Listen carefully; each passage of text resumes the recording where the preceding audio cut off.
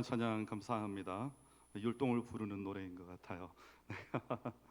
우리 종말론적인 신앙을 가지고 하나님과 함께하는 미래를 바라볼 수 있는 찬양의 고백이 아니었나 생각합니다.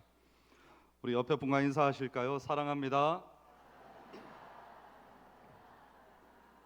네, 오늘 교사주일 마태복음 5장 17절부터 20절 말씀을 가지고 행하며 가르치는 자가 천국에서 큰 자입니다 라는 제목으로 여러분과 말씀을 나누고자 합니다.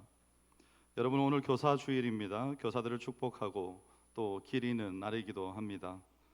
그런데 점점 우리는 스승이 더 사라져가는 시대를 살고 있지 않나 생각을 해봅니다. 가르치는 자는 넘쳐나는데 본이 되는 스승은 점점 더 드물어지는 시대에 우리가 있습니다. 2024년 한국교원단체 총연합회 설문에 따르면 다시 태어나도 교직을 택하겠다는 교사는 19.7%에 불과했고, 5월 9일자 동아일보에 따르면 지난해 명예퇴직 또 중도 이탈 교사가 7,500명을 넘어서 6년 만에 최고치를 기록했다고 합니다. 여기에 대한 학생들의 반응은, 교사에 대한 학생들의 반응은 이렇습니다. 한국교육개발원에서 2023년 설문했는데 초중고 학생의 61.4%가 교사의 말을 신뢰하지 않는다고 답했고, 대학생과 청년층의 70% 이상이 삶의 스승으로 삼을 스승을 만나본, 교사를 만나본 적이 없다고 대답했습니다.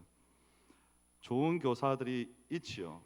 많이 있습니다. 그런데 이런 통계 자료와 그리고 잊을만 하면 한 번씩 일어나는 사건들 때문에 그런 좋은 교사와 또 교육 현장들이 우리의 머릿속에서 이렇게 사라지고, 사실 이 내용들은 단순한 통계라기보다는 학교마다 울려 퍼지는 스승의 자리가 점점 비어간다라고 하는 경종을 울리는 것이기도 합니다.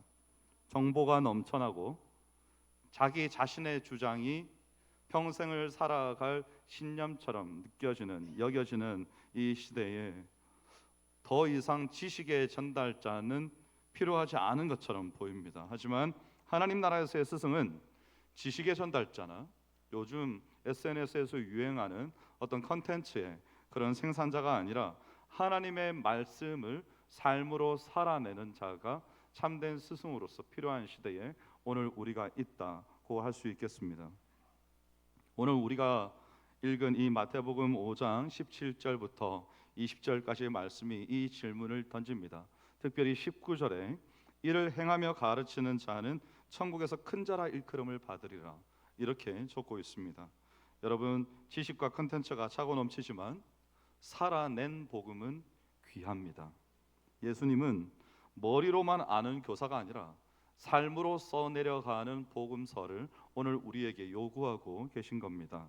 스승의 자리가 절박할수록 교회의 스승들이, 교단이 만약 무너지고 있다면 교회의 스승들이 그 스승된 자로서의 자리를 메꾸어서 살아있는 교과서가 될 수 있도록 힘써야 되는 때가 지금의 이 시기가 아닌가 생각합니다. 오늘 우리는 예수님의 이 산상수훈의 구절을 통해서 참된 스승이 어떤 사람인지 함께 생각하는 시간이 되기를 바랍니다. 본문이 위치한 이 마태복음 5장은요, 예수님의 공생의 초기에 갈릴리 언덕에서 수많은 무리와 제자들을 대상으로 선포된 산상수훈의 일부인데, 이 유대 율법을 철저하게 지켜야 한다고 주장하는 서기관과 또 바리새인들, 그리고 전통을 기준으로, 그들의 삶의 기준으로 삼았던 이 이스라엘 백성들에게 예수님께서 아주 충격적인 말 한마디를 던지시는 겁니다. 20절에 너희 의가 서기관과 바리새인보다 더 낫지 않으면 결코 천국에 들어가지 못하리라는 말씀입니다. 사실 이 말씀은 이 백성들에게만 충격이 아니고 우리에게도 충격입니다. 여러분이 이걸로 충격을 받지 않으셨다면 제가 조금 이따 아주 큰 충격을 안겨드리도록 하겠습니다. 예수님의 선언인데 율법을 폐하러 온 것이 아니라 완전하게 하러 오셨다, 이렇게 말씀하셨습니다. 그 말씀의 해석과 실천에 대해서 진정한 기준을 제시하시는 것이요, 이때 등장하는 말씀이 이 19절인 겁니다. 단지 어떤 율법의 준수를 강요하는 것이 아니라 하나님 나라 백성의, 잘 들으십시오 여러분, 내면의 순종과 삶의 일치를 강조하시는 겁니다. 예수님 당시 스승들이 랍비라고 불리면서 유대 사회에서 아주 큰 영향력을 가진 사람들이었는데, 예수님은 그러한 단순한 가르침을 넘어서서 삶의 본을 통해서 하나님을 드러내는 진정한 스승상을 제시하신 겁니다. 그래서 우리가 이 본문을 함께 나누면서 한 가지 문장을 우리의 마음에 안고 계속해서 들으시면 좋겠습니다. 한번 따라 할까요? 말씀을 살아낸 자만이 가르칠 자격이 있습니다. 네, 그렇습니다, 여러분. 말씀을 살아낸 자만이 가르칠 자격이 있습니다. 말씀은 물론 외워서 하죠. 선생님들이 그냥 내내 책만 들여다보고 이렇게 가르치지 않지요. 학생들과 눈을 마주치고 학생들의 삶도 돌보고 현실 생활에 적용도 해가면서 교사들이 가르칩니다. 그런데 이 말씀이 우리가 흘려보낼 눈물과 땀 속에서 살아있는 복음이 되어야 교육 현장뿐만 아니라 사실상 교회가 먼저 살아있는 말씀으로써 교사들이 이것을 가르칠 수 있어야 된다는 말인 겁니다. 그래서 진정한 스승은 지식의 전달자가 아니라 복음의 화신입니다. 여러분, 화신을 누구를 화신이라고 하죠? 그가 주장하는 바를 그대로 살아내는 사람을 우리는 화신이다 이렇게 부릅니다. 그래서 오늘 본문이 그렇게 살아낸 사람만이 하나님 앞에서 큰 자로 기억된다고 우리에게 가르치고 있는 것입니다. 오늘 본문에 스승의 두 가지 얼굴이 나타납니다. 첫 번째는 계명을 버리는 자입니다. 말씀을 가볍게 여기면서 또 가르치기만 하는 교사입니다. 본문에서 이 계명 중 지극히 작은 것 하나라도 버리고 이렇게 적어요. 버리다라고 번역되는 헬라어가 원래 풀다, 해체하다 이런 의미를 가지고 있습니다. 단순히 어떤 계명을 잊었다는 것이 아니고 의도적으로 그것을 약화시키고 비본질적인 것으로 격화시킨다, 이런 태도를 가진 사람을 말합니다. 예수님 당시에 이 바리새인들과 율법학자들이 율법을 아주 세세하게 분류해서, 왜 세세하게 분류했을까요? 율법의 말씀 하나만 지키려고 하니까 이 말씀을 지키는데 그러면 이거는 어떻게 해야 되지? 이런 질문들이 계속해서 파생이 되는 겁니다. 구체적인 질문들이죠. 그래서 그 질문들에 대해서 이 율법학자들과 바리새인들이 항목을 다 만든 겁니다. 거기다가 이 율법 계명에 대해서 그 아래 세부 항목은 이렇다 해가지고 이걸 다 지키도록 한 것이죠.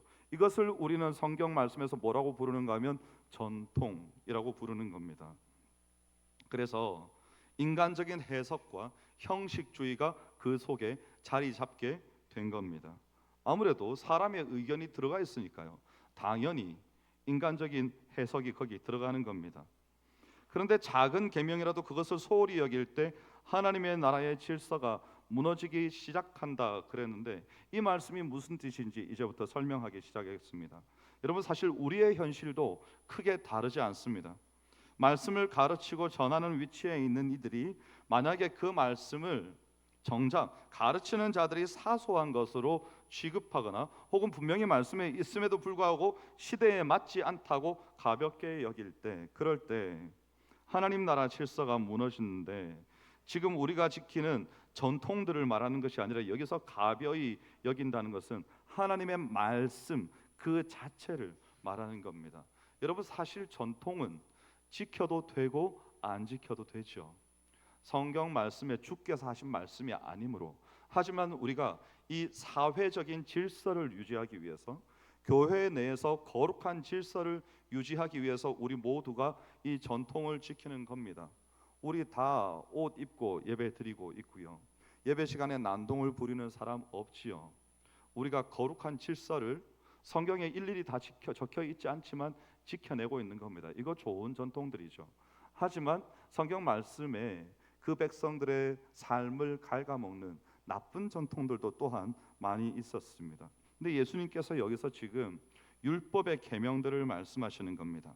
그 작은 계명 하나라도, 만약에 너가 그 계명을 작고 사소하다고 여긴다면 그 계명 하나라도 무너뜨리는 자를 천국에서는 지극히 작다 말할 것이다. 이 작다고 말하는 건요, 단순한 평가가 아니라 하나님 나라에서의 그 사람의 존재감 자체가 미미해진다. 그러니까 그가 이렇게 지나가는데도 누가 그가 오고 감을 알지 못하는 그런 존재가 된다는 것입니다. 말씀이 살아있지 않은 가르침은 우리의 자녀들을 믿음에서 떠나게 합니다. 독과 같은 것이죠. 그래서 우리가 이 말씀을 읽으면서 어떤 자세가 중요한가 하면, 말씀을 한 구절 한 구절을 읽을 때마다 하나님, 이 말씀이 오늘 제게 주시는 말씀인 줄 믿겠습니다, 이렇게 생각하고 묵상하면서 자신의 삶을 변화시켜 나아가는 자세가 중요하다는 것이죠. 이것을 가볍게 여기지 말라는 겁니다. 여러분, 우리가 언제 주로 가볍게 여깁니까? 잘 아는 말씀, 너무 잘 아는 말씀 가볍게 여깁니다. 그래서 지나치죠. 너무 유명한 말씀이니까, 설교 말씀도 많이 들었으니까 조금 소홀히 여깁니다. 그 말씀 너무 잘 알지요, 제가 실천하려고 많이 노력하고 있습니다 라고 말하지만 내 삶에 참된 변화가 있는가를 돌아보면 말씀을 살아내는 것에 있어서는 너무나 약함을 보게 됩니다. 그래서 예수님께서는 지극히 작은, 정말 아무것도 아닌 것 같은 모든 말씀이 너희의 삶에 인생의 구원과 영생을 가져다 주시는 하나님의 말씀인 줄 알고 그것을 너희의 마음으로부터 지켜 행하라고 우리에게 말씀해 주시는 겁니다. 여러분, 우리 중에 많은 분들이 그런 경험을 해보셨을 텐데요, 여러분이 말씀을 바르게 지켜내지 못함으로 후회도 하셨겠죠. 내가 그때 설교 말씀을 들을 때처럼, 말씀이 내게 권면하였던 것처럼 내가 좀 인내하고 좀 사랑하고 좀 품어서 내 아들 딸을 내가 내 손으로 붙들어 주었더라면 지금 이 아이들이 신앙을 떠나지는 않았을 것인데, 지금 이 아이들이 주일학교 잘 보내고 청년부까지 마친 다음에 결혼한 다음에 교회를 떠나지는 않았을 것인데, 이런 후회들을 하시는 분들이 여기에 좀 계실 겁니다. 그런 겁니다, 여러분. 자녀를 믿음에서 떠나게 하는 독이 되는 것은 말씀이 살아있지 않은 가르침입니다. 그것은 잔소리와 다를 바가 없어지는 겁니다. 왜냐하면 나 자신이 그렇게 살고 있지 않으면서 하라고 하니까 얼마나 억울하겠습니까? 스스로 잘 하시고 좀 제게 말씀하시시오 라고 평생 속으로 말하지 않겠습니까? 그러다가 독립하게 되는 날 떠나는 것이죠. 저런 하나님이라면, 저런 교회라면 나는 다니지 않겠다. 이게 아까 제가 처음에 말씀드린 통계입니다. 그 통계에서 여실히 나타나는 것입니다. 그래서 하나님이 지극히 작다고 하시는 사람들은 말씀을 몰라서가 아니라 말씀을 안다고 하면서 그것을 무력화시킨 사람들입니다. 우리의 마음에, 특히 제 마음에도 질림이 있습니다. 저도 말씀을 무력화시키는 사람 중에 한 명입니다. 그래서 애쓰죠. 노력합니다. 잘 안 됩니다. 우리 모두가 그런 마음으로 지금 이 자리에 앉아 있습니다. 예수님께서 이어서 말씀하십니다. 그같이 사람을 가르치면 천국에서 지극히 작다 일컬음을 받을 것이요. 여기에 가르치면이라는 단어가 있습니다. 이 가르친다는 동사가 행함이 없이 가르친다는 동사만 독립해서 등장하면 위험해집니다. 지식으로 권위를 주장하는데 삶으로 증명해내지 못하는 공허한 가르침이 된다는 말입니다. 여러분, 우리의 삶을 그래서 우리가 잘 돌아보아야 합니다. 오늘 두 번째 사람은 말씀을 행하며 가르치는 자입니다. 하나님의 마음에 합한 스승이죠. 예수님이 마지막으로 선언합니다. 이를 행하며 가르치는 자는 천국에서 크다 일컬음을 받으리라, 이렇게 말씀하셨습니다. 여기서 행하다가 먼저 나오고 가르치다가 뒤에 나옵니다. 헬라어에서 어순이 중요할 때가 있는데요, 지금 여기서 행함이 그냥 형식적인 병렬이 아니고 삶이 먼저고 가르침은 그 결과다, 이렇게 보아도 무방하겠습니다. 유대 관습 속에서 스승은 절대 자신의 말만으로 권위를 세우지 않았습니다. 먼저 자신의 삶을 드러내고 제자들을 따라오게 한 것입니다. 예수님께서도 사람들에게 랍비라고 불리셨습니다. 예수님도 너무나 당연하게도 먼저 행하시고 제자들로 하여금 따르게 하셨습니다. 그 대표적인 경우가 요한복음 13장 15절에 나오는 세족식이죠. 먼저 세족식을 행하신 다음에 제자들의 발을 씻기신 다음에 말씀하십니다. 내가 너희에게 행한 것 같이 너희도 행하게 하려 하여 본을 보였노라. 이렇게 말씀하시는 겁니다. 이 시대가 잃어버린 스승은 이렇게 먼저 살아내는 스승입니다. 진리는 말로 증명되지 않고 삶으로 증명되기 때문입니다. 그래서 그렇게 살아낸 사람만이 나중에 하나님의 나라에 섰을 때 진정으로 큰 자가 되는 것입니다.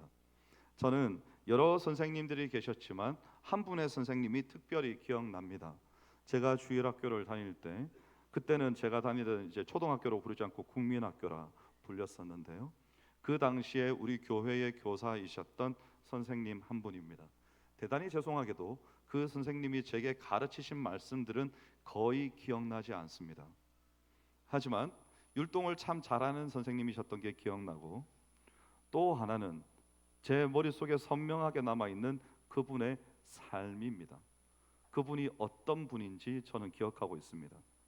그분이 우리 교회 교사직을 내려놓고 결혼하셔서 먼 도시에 있는 다른 교회로 가시게 되었을 때 한 일주일 정도 이불 속에 얼굴을 파묻고 울었습니다. 너무너무 그리울 것 같고 마음이 서운하고, 그래서 어린 마음에 펑펑 울었던 기억이 있습니다. 여러분, 가르침은 그런 겁니다. 그가 말로써 가르친 것이 아니라 그 사람 자체가 제 마음속에 남아있는 그런 사람입니다. 그래서 평생의 가르침, 여러분이 제 설교를 1월 7일부터 2024년 1월 7일부터 지금까지 한 설교를 다 기억하시겠습니까? 못하죠. 설교 한 저도 기억 못하는데 여러분 어떻게 기억하시겠습니까? 그러면 여러분은 누구를 기억하는 겁니까? 제가 어떤 목사인지를 기억하시는 거 아닙니까? 그겁니다, 여러분. 진짜 교사는 그가 어떤 사람임이 다른 이들의 마음속에 기억되는 사람입니다. 그런데 이 기억된다는 것이 나쁜 의미로 기억되면 안 됩니다. 좋은 의미로 기억돼야 되는 겁니다. 누구든지 따를 만하고 누구든지 존경할 만한, 바울 사도의 표현에 따르면 스승은 많이 있는데 아비와 같은 스승은 많지 않다.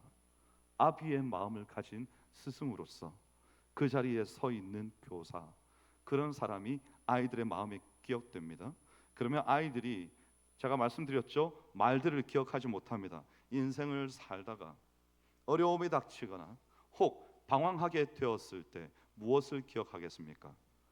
이런 위기 가운데서 바른 걸음을 걸어가셨던 그 선생님을 기억하는 겁니다. 이야기는 기억나지 않을 수 있습니다. 그 사람이 내 앞에서 앞서 걸어가고 있는 겁니다. 그래서 우리의 걸음이 말 한마디 한마디를 다 기억하지 못하더라도 따라가게 되는 것이죠. 예수님께서 우리에게 그런 모범을 보이셨습니다. 우리가 그동안에 이 말씀들을 통해서, 마가복음 말씀을 통해서 계속적으로 강조되었죠. 무릇 사람의 첫째가 되고자 하면 무릇 사람의 끝에서 그들을 섬겨야 한다. 이게 제가 학교에 채플에 설교하러 갔더니 학교에 교훈으로 딱 붙어 있더라고요. 깜짝 놀랐습니다. 여러분, 가르침이 살아있기를 원하십니까? 삶으로 여러분의 섬김, 하나님의 말씀에 살아있음을 나타내시면 됩니다. 그러면 하나님께서 우리의 가르친 모든 것들이 다 살아나게 만드시는 겁니다. 이 당시에 바리새인과 서기관들이 있었습니다. 우리는 바리새인과 서기관들이 성경에서 자꾸만 이렇게 위선적이고 피상적인 모습으로 나타나니까 그들의 의에 대해서 아유, 그 바리새인들과 서기관들의 의야 뭐 그냥 나도 열심히 하면 능가할 수 있지, 이렇게 생각하실 수 있습니다. 여러분, 과연 그럴까요? 서기관들은 말씀에 정통한 사람들이죠. 바리새인들은요, 말씀에 정통했을 뿐만 아니라 교사로서 가르치는, 그리고 일주일에 2번씩 금식하고 하루 3번씩 기도하고 머리끝부터 발끝까지 복장과 모든 행색에 있어서 온 백성에게 흠잡을 것이 없는 그런 사람들이 바리새인들이었습니다. 그들의 말씀을 지켜내는 그 삶의 헌신도는 타의 추종, 타 민족의 추종을 불허합니다. 유대 민족 내에서도 이 사람들은 존경받는 사람들이죠. 그런데 여러분, 우리가 그들로 행함의 의로서 그들을 앞선다고요? 제가 한번 대답해 볼까요? 절대 못합니다.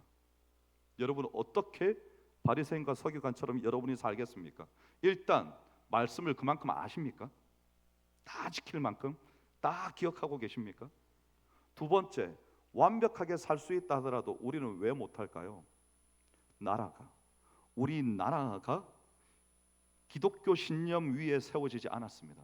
이 말은 구조적으로 하나님의 사람으로 살아가는 데에 제한이 있다는 말입니다. 그래서 저 이스라엘은 유대교 바탕 위에 세워졌습니다. 나라 전체가 종교적으로 굴러갑니다. 그러므로 그들은 그들의 종교의 율법 조항들을 신실하게 지키는데 거치는 것이 없습니다. 근데 우리는 일단 모든 공무원 시험은 주일에, 모든 태권도 승단 시험은 다 주일에. 어떻게 하시겠습니까? 여러분 인생 다 포기하고 교회에서만 사시겠습니까? 우리는 그런 사소하고도 굵직굵직한 문제들에 직면해 있죠. 예수님께서 하시는 말씀은 근데 그런 말씀이 아닙니다. 사실은 우리는 바리새인과 서기관들의 의를 능가하지 못한다. 이 사실을 여러분 확실히 기억하시고 제 말씀을 따라오시면 되겠습니다. 이 백성들이 그걸 다 아는 겁니다. 바리새인, 서기관 대단한 사람들이지. 예수님께서 그렇게 말씀하시니까 그래, 그렇게 대단한 사람들 우리가 능가할 수 없는 게 맞아. 자, 그렇다면 잘 들으십시오, 여러분. 백성들이 바리새인과 서기관들의 의를 더 낳지 못하면이라고 예수님께서 말씀하셨습니다. 그들의 의보다 더 낳지 못하면 결코 천국에 들어갈 수 없다고 말씀하셨으니까 백성들이 다 주저앉아야죠. 이제 우리는 다 죽었구나. 우리 어떻게 천국에 가지? 망연자실하고 낙심하고 포기해야 되는 거 아닙니까? 근데 왜 그렇게 하지 않을까요? 여러분, 지금 이 말씀이 예수님께서 어떤 상황 가운데 주시는 말씀입니까? 예수님께서 이 땅에 성육신하셔서 공생의 사역을 시작하신 다음 초기 사역 때입니다. 갈릴리에서 사람들을 불러 모아서 새롭게 시작되는 하나님의 나라, 그 나라의 왕으로서 이 땅에 온 내가 너희들을 앞으로 이렇게 인도할 것이다 라고 마치 대통령 취임식과 같이, 취임사와 같이 예수님께서 말씀하시고 계시는 장면입니다. 거기에서 계속해서 강조되는 내용이 뭔가 하면 예수님께서 왜 이 땅에 오셨는가입니다. 지금 이 백성들이 그걸 듣고 있는 겁니다. 예수님이 왜 이 땅에 오셨는가? 바리새인과 서기관들의 의를 능가할 수 없습니다. 그렇다면 예수님께서는 지금 뭘 말씀하시고자 하는 겁니까? 바리새인과 서기관들의 의가 아니라 너희가 그들의 의와는 격이 비교도 되지 않는 아름답고도 거룩하고도 신성한 의로움을 가질 수 있는 기회가 있다. 그 기회에 대해서 지금 예수님께서 내가 이 땅에 온 이유를 말씀하시면서 설명하시는 겁니다. 여러분, 이 말씀을, 이 부분을 제가 여러분이 조금 알아듣기 쉽게 순화해서 표현해 보면 이렇습니다. 만약 여러분의 의가 목사나 선교사보다 더 낫지 못하면 여러분은 결단코 천국에 들어가지 못할 것입니다. 이렇게 생각하면 좀 이해가 되십니까? 여러분이 존경하는 목사님, 여러분이 존경하는 어떤 선교사님, 내가 도저히 발끝도 따라가지 못할 것 같은 그런 삶을 살고 계시는 분들, 그분들보다 내 의가 더 낫지 못하면 천국에 들어가지 못한다고 예수님께서 말씀하셨다. 이렇게 생각하시고 지금부터 이제 들으시면 됩니다. 자, 예수님은 서기관들이 말씀에 정통했고 바리새인들이 그 삶으로 그것을 실천하면서 가르쳤다면 예수님은 어떤 분이었습니까? 예수님은요, 마음을 꿰뚫어 보는 분이었습니다. 마음을. 예수님께서 왜 마음을 꿰뚫어 보셨습니까? 사실은 창세기 이 세상이 창조되는 날로부터 지금 예수님께서 말씀하시는 이 시간까지 하나님이 계속해서 주목하고 계시는 것은 어딘가 하면 사람의 마음입니다. 이 백성은 입술은 내게서 가까우나 마음은 내게서 멀도다. 계속해서 강조하셨습니다. 성전의 뜰만 밟고 집으로 돌아가는구나. 계속해서 말씀하시는 겁니다. 그래서 우리가 기억해야 될 것은 예수님께서 그 의미 속으로 한 걸음 더 들어가셨다는 겁니다. 아무리 서기관과 바리새인이라 하더라도 마음의 동기가 선하지 못하면 악한 겁니다. 그건 악한 겁니다. 아무리 거룩한 척하는 그리스도인이라도 지나가는 여인을 보고 제가 만약에 지나가는 여인을 보고 음란한 마음을 생각을 잠시라도 품었다. 예수님께서 뭐라고 하셨습니까? 너는 이미 간음한 것이다. 이렇게 말씀하셨습니다. 이게 예수님의 기준입니다. 그래서 우리가 끊임없이 우리의 마음을 돌아보아야 하는 겁니다. 내가 어떤 사건의 현장에 같이 있었는데 남들이 다 그렇게 행동했는데 나는 그렇게 행동하지 않았어요. 그러면 우리의 마음에 안도하겠죠. 막 그 사람들이 질타를 당하는 것을 보고 아유, 내가 저렇게 안 하길 잘했지. 안심하실 일이 아닙니다, 여러분. 여러분의 마음이 어떠했는지를 바로 그 자리에서 누가 보고 계신다고요? 하나님이. 내 마음으로는 가담하지 않은 것이 사실입니까? 내 마음의 동기는 여전히 선합니까? 여러분, 교회에서 이 복도를 지나다니면서 저 밖에 교회의 마당을 지나다니면서 우리의 마음의 동기가 선하지 않으면 쓰레기가 버려져 있는데 줍지 않습니다. 심지어는요, 보이지 않습니다. 교회의 기물들, 성도들의 소중한 헌금으로 구입해서 예배를 잘 드리기 위해서, 다음 세대를 섬기기 위해서, 어르신들을 섬기기 위해서 장소들이 배정되어 있고 기물들이 비치되어 있습니다. 그걸 만약에 내가 이거 교회 거고 내 거 아니야 라고 교회와 나를 분리해 놓고 생각하면 다 부수겠죠. 함부로 하겠죠. 서랍을 쾅쾅 열고 닫고 문을 쾅쾅 여닫고 신발을 아무데나 벗어 던져놓고 누가 보기 싫다고 하든지 말든지 내 편한 대로 살고 그렇게 살겠죠. 그거 뭡니까? 마음의 동기가 선하지 못합니다. 하나님이 너 그거 나쁘다, 너 악하다 이렇게 말씀하시는 겁니다. 예수님께서는 그걸 보시는 겁니다. 그것을 우리의 마음 속에 있는 것을 밖으로 말하고 뱉어낸다고 하셨죠. 그래서 성경은 시종일관 밖에서 안으로 들어가는 것이 아니고 안에서부터 밖으로 나옵니다.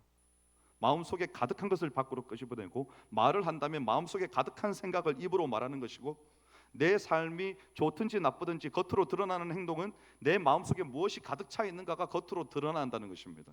그것이 예수님의 가르침입니다. 그러므로 우리가 뭔가 숯검댕이 묻었다고 비누로 이것을 박박 닦아서 씻어낸다 한들 이미 우리의 영적인 세포 속에 우리의 마음 속에 침투해서 우리의 마음을 갉아먹고 있는 나쁘고 악한 동기들, 선하지 못한 마음들을 씻어내지 못한다면 나중에 이 상처 부위가 속에서부터 곪아서 절단해야 되겠죠. 그런 상태가 될 수도 있다는 것입니다. 잘못된 스승들이 잘못된 삶의 가르침으로 다음 세대와 우리 학생들을 대할 때 그런 사태가 일어나는 것이죠. 사실은 모르겠습니다. 제일 처음에 교사가 잘못됐는지 제일 처음에 학생들이 악했는지 모르겠습니다. 그런데 오늘날 이런 상태가 되었습니다. 그리고 예수님께서 오늘 이 본문을 통해서 우리에게 말씀하시는 겁니다. 어떻게 하여야 우리의 의가 서기관과 바리새인들의 의보다 나을 수 있을까요? 여러분, 진짜 제자는 마음으로부터 순종하는데 하나님의 호의를 얻기 위해서는 겉으로 순종해서는 하나님께서 우리에게 다가오실 수가 없죠. 다윗이 1000년 전에 뭐라고 고백했는가 하면요, 시편 51편에 보면 16절 17절이에요. 주께서는 제사를 기뻐하지 아니하시나니 그렇지 아니하면 내가 들었을 것이라. 주는 번제를 기뻐하지 아니하시나이다. 하나님께서 구하시는 제사는 상한 심령이라. 하나님이여 상하고 통회하는 마음을 주께 해서 멸시하지 아니하시리이다. 예수님께서 말씀하시기 1000년 전에 다윗은 하나님의 의도를 간파하고 있었죠. 어떤 동기를 가지고 내가 삶을 살아야 되는지, 이것이 어디까지 이어지는가 하면 새 언약에까지 이어집니다. 하나님께서는 인간이 본래 악한 줄을 아시고 그들에게 아무리 말씀을 어디에다 새겨라, 붙여라, 그것을 기억하고 행해라 그 말해본들 자꾸만 안 지키니까 이 새 언약이라는 것을 어디에다 새기시는가 하면 예레미야 31장 31절부터 33절에 보면 여호와의 말씀이니라. 보라, 날이 이르리니 내가 이스라엘 집과 유다 집에 새 언약을 맺으리라. 이 언약은 내가 그들의 조상들의 손을 잡고 애굽 땅에서 인도하여 내던 날에 맺은 것과 같지 아니할 것은 내가 그들의 남편이 되었어도 그들이 내 언약을 깨뜨렸습니다. 여호와의 말씀이니라. 그러나 그날 후에 내가 이스라엘 집과 맺을 언약은 이러하니 곧 내가 나의 법을 그들의 속에 두며 그들의 마음에 기록하여 나는 그들의 하나님이 되고 그들은 내 백성이 될 것이라 여호와의 말씀이니라. 이제 다시는 지우지 못하도록, 잊지도 못하도록 우리의 속에, 우리의 마음에 기록하시겠다는 것이죠.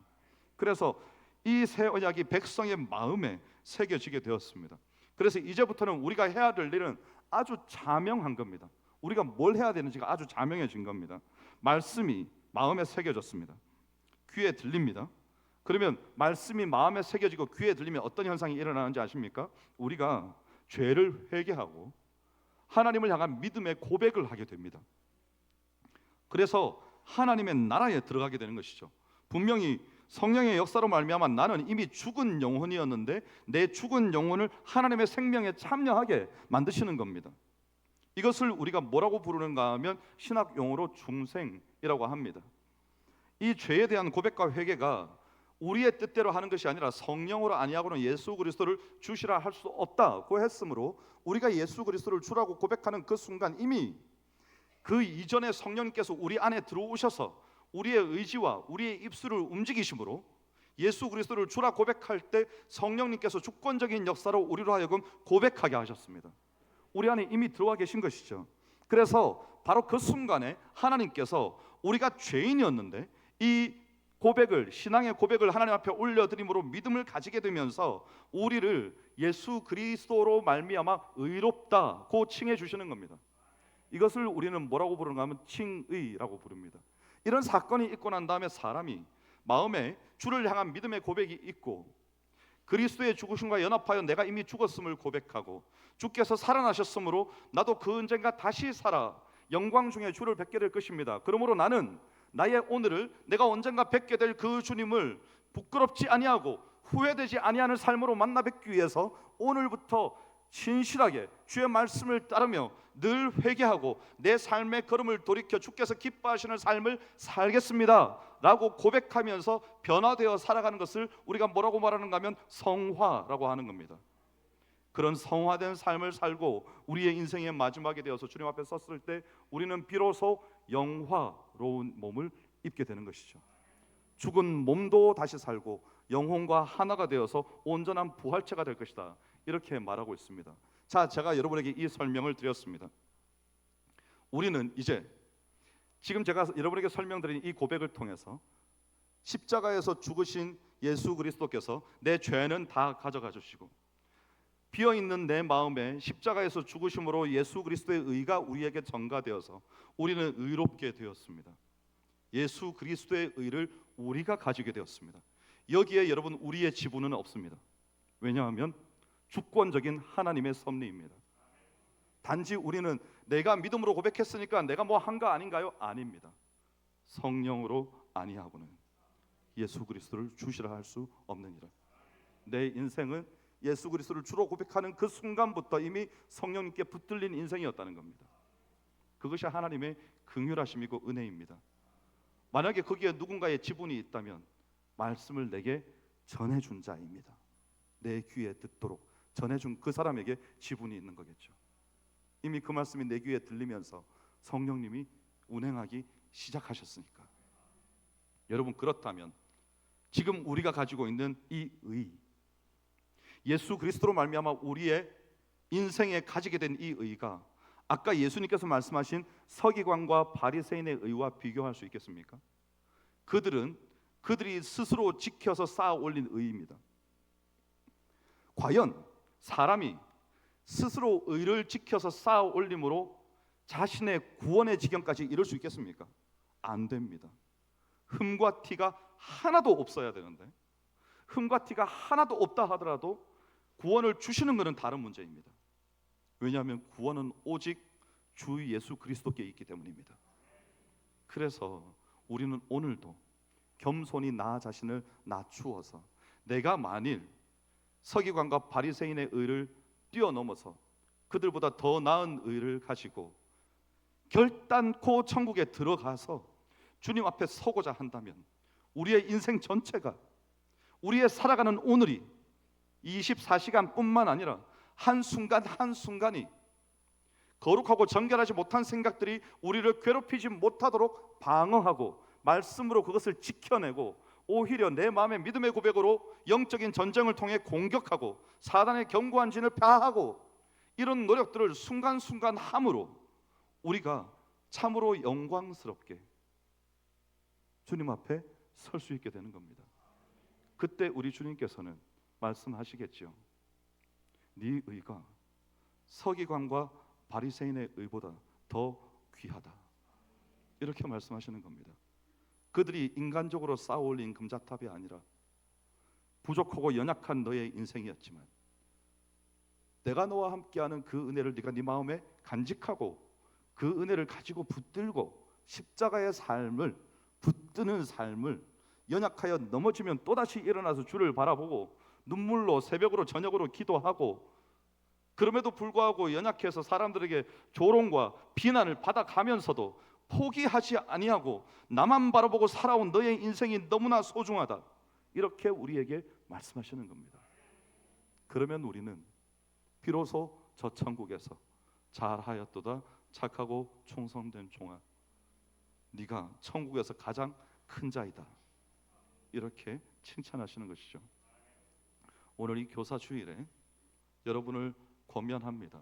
여러분, 우리가 우리의 마음에 어떤 의로움, 어떤 은혜를 받았는지 알고 우리의 내면으로부터 거룩하고 선한 동기를 가지고 우리의 삶 전체를 변화시켜 예수님께서 말씀하신 것처럼 우리의 입에서 나오는 모든 말과 우리의 모든 행동들이 우리의 내면에 있는 것이 영광스럽고 선함으로 나오는 것들이 찬란하게 빛나는 가르침이 되고 내가 살아가는 삶 아무것도 아닌 것 같지만 누군가에게 내어 비치는 내 삶의 모습은 마치 하나님이 살아계시는 형상이 그대로 나타난 것 같아서 그들로 하여금 감동하게 만들고 그들로 하여금 나도 저렇게 살아야 되지 않겠는가라고 그들의 마음에 변화가 일어나게끔 만드는 그런 참 스승으로서의 참 부모로서의 참된 교사로서의 여러분의 삶이 되시기를 주의 이름으로 축원합니다.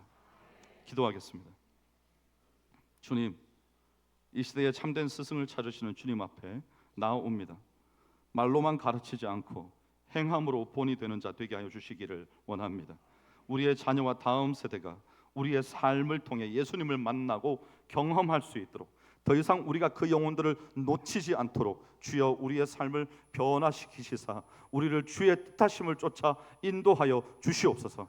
감사드리며 예수님 이름으로 기도하옵나이다. 아멘. 찬송